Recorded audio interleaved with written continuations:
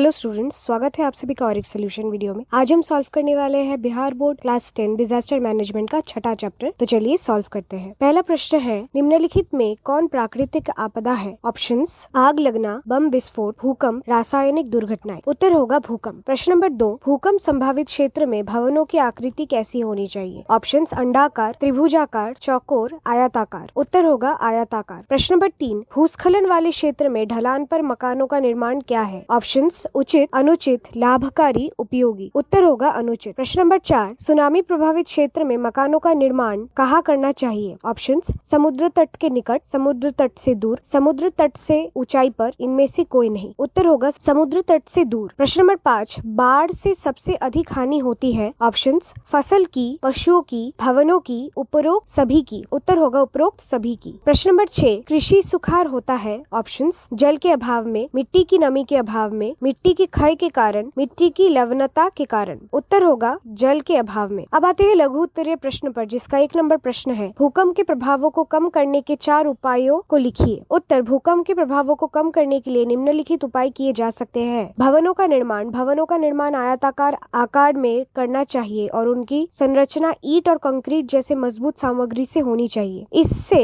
भवन भूकंप के झटकों को सहन कर सकेगा। मजबूत नींव, भवनों की नींव को मजबूत और भूकंप रोधी बनाया जाना चाहिए ताकि वे भूकंप के समय स्थिर रह सके और गिरने का खतरा कम हो। सड़कों और गलियों की चौड़ाई, गलियों और सड़कों को चौड़ा बनाया जाना चाहिए ताकि आपातकालीन सेवाएं आसानी से पहुंच सके और लोगों को सुरक्षित निकाला जा सके। भवनों के बीच दूरी, 2 भवनों के बीच पर्याप्त दूरी होनी चाहिए जिससे भूकंप के समय एक भवन के गिरने से दूसरे भवन को नुकसान न हो और बचाव कार्य आसानी से किया जा सके। प्रश्न नंबर 2, सुनामी संभावित क्षेत्र में गृह निर्माण पर अपना विचार प्रकट कीजिए। उत्तर: सुनामी संभावित क्षेत्र में गृह निर्माण के लिए कुछ महत्वपूर्ण बातों का ध्यान रखना आवश्यक है। स्थान का चुनाव, तटीय क्षेत्र में रहने की उपेक्षा लोगों को तट से दूर और ऊंचाई वाले स्थानों पर घर बनाने चाहिए जिससे सुनामी की लहरों से बचा जा सके। वृक्षारोपण, समुद्र के किनारे सघन वृक्षारोपण करना चाहिए क्योंकि पेड़ सुनामी की लहरों की गति को कम करने में मदद करते हैं। कंक्रीट अवरोधक, नगरों और भवनों की सुरक्षा के लिए कंक्रीट अवरोधक या दीवारों का निर्माण किया जाना चाहिए जो लहरों के प्रभाव को कम कर सके। सुरक्षा मानक, सुनामी प्रभावित क्षेत्र में घरों का निर्माण इस प्रकार किया जाना चाहिए कि वे सुनामी की लहरों के प्रभाव को सह सके। इसके लिए भवनों को ऊंचे प्लेटफॉर्म पर बनाया जाना चाहिए। सुनामी रिकॉर्डिंग और चेतावनी प्रणाली, सुनामी रिकॉर्डिंग केंद्र की स्थापना और उपग्रह प्रौद्योगिकी का उपयोग करने सुनामी की चेतावनी को समय रहते प्राप्त किया जा सकता है। संचार के विभिन्न माध्यमों से इस चेतावनी को जनता तक पहुँचाना भी आवश्यक है। प्रश्न नंबर 3, सुखाड़ में मिट्टी की नमी को बनाए रखने के लिए आप क्या करेंगे? उत्तर: सुखाड़ के समय मिट्टी की नमी बनाए रखने के लिए निम्नलिखित उपाय किए जा सकते हैं। जल संरक्षण, जल संसाधनों का वैज्ञानिक विकास और प्रबंधन करके जल की कमी को दूर किया जा सकता है। तालाबों, जलाशयों और नहरों का निर्माण करके जल का संग्रहण किया जाना चाहिए। सिंचाई के आधुनिक तरीके, ड्रिप और स्प्रिंकलर जैसी आधुनिक सिंचाई विधियों का उपयोग करना चाहिए जिससे जल का कम से कम उपयोग कर अधिक क्षेत्र की सिंचाई की जा सके। मलीचंग, खेतों में मलीचंग से मिट्टी में नमी बनी रहती है और वाष्पीकरण की प्रक्रिया धीमी होती है जिससे पानी का संरक्षण होता है। फसल चक्र, फसल चक्र को अपनाना चाहिए जिससे मिट्टी की नमी और उर्वरता बनी रहे। इसके अलावा सूखा सहनशील फसलों का चयन भी किया जा सकता है। वृक्षारोपण, वृक्षारोपण से भी मिट्टी की नमी बनी रहती है और जलवायु संतुलित रहता है। पेड़ मिट्टी के कटाव को रोकते हैं और जल धारण क्षमता को बढ़ाते हैं। इन उपायों को अपनाकर सुखाड़ की भीविषिका को कम किया जा सकता है और पर्यावरण को सुरक्षित रखा जा सकता है। अब आते हैं दीर्घ उत्तरीय प्रश्न पर, जिसका 1 नंबर प्रश्न है, भूस्खलन अथवा बाढ़ जैसी प्राकृतिक विभीषिकाओं का सामना आप किस प्रकार कर सकते हैं? विस्तार से लिखिए। उत्तर: भूस्खलन और बाढ़ जैसी प्राकृतिक आपदाएं भारी